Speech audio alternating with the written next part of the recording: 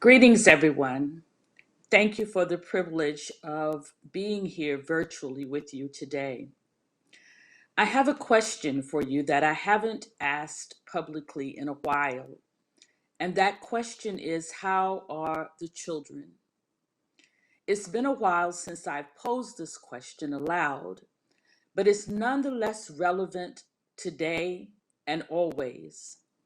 Given the well-being of children provide a legitimate glimpse into the well-being of our communities, our cities, our nations, our world, it is prudent, my friends, to ask this question: how are the children?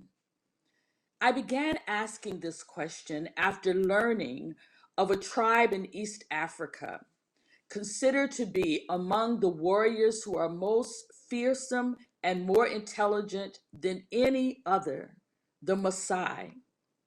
The tribe is unique and popular due to their long preserved culture. Despite education and civilization and Western cultural influences, the Maasai people have clung to their traditional way of life, making them a symbol of Kenyan culture. So it is not surprising then to learn that the traditional greeting passed among the Maasai warriors, Kasaria Nangeri, translates to "how are the children?" And it is still the traditional greeting that they use today. This greeting acknowledges the high value that the Maasai place on children's well-being. Even warriors with no children of their own give the traditional answer, "all the children are well," meaning that peace and safety prevail. The priorities of protecting the young and the powerless are in place. That the Maasai people have not forgotten their reason for being, their proper function, and their responsibilities. All of the children are well means life is good. It means the daily struggles of existence, even among the poor and the afflicted, are seen. That the village is committed to providing proper care for those incapable of providing for themselves. So, the question I invite us to as we begin this filibuster is: how are the children? How are the children since April 20th, 1999, when there was a murderous rampage at Columbine High School? How are the children since April 16, 2007, when 27 students and 5 faculty were gunned down on the campus of Virginia Tech? How are the children since December 14, 2012, when 21st graders and 6 school employees lost their lives and their futures at Sandy Hook Elementary School? How are the children since June 17, 2015, when a 21-year-old gunman was welcomed into Mother Emanuel African Methodist Episcopal Church only to take 9 lives there? How are the children since June 12, 2016, when a gunman 20 years old shot up Pulse nightclub? How are the children since October 1st, 2017, when people were attending a musical concert in Las Vegas and suddenly found themselves under fire with over 1,000 bullets dispersed, killing 60 people in that place? How are the children since October 27, 2018, when people were worshiping in a Shabbat service at Tree of Life Synagogue, and all of a sudden murder visited them there? How are the children who witnessed what happened in Buffalo at a Tops grocery store? How are the children who were in Geneva Presbyterian Church in Laguna Woods, California?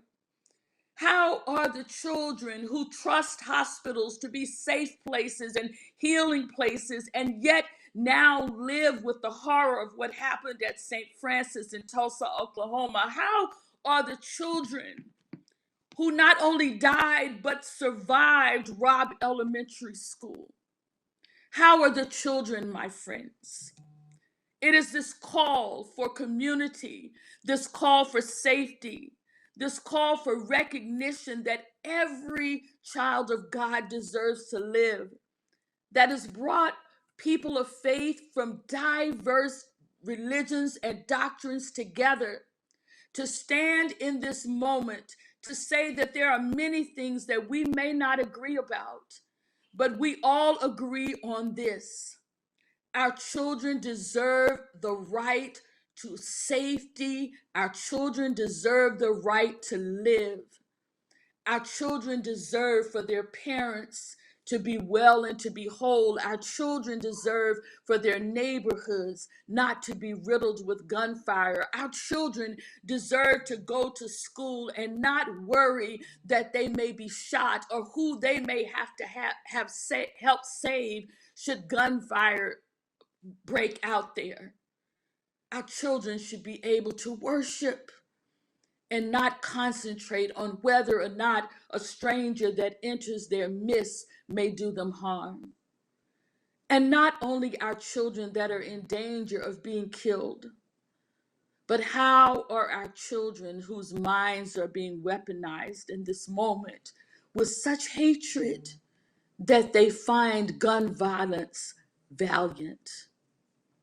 How are the children who see a nation that values guns more than it values them?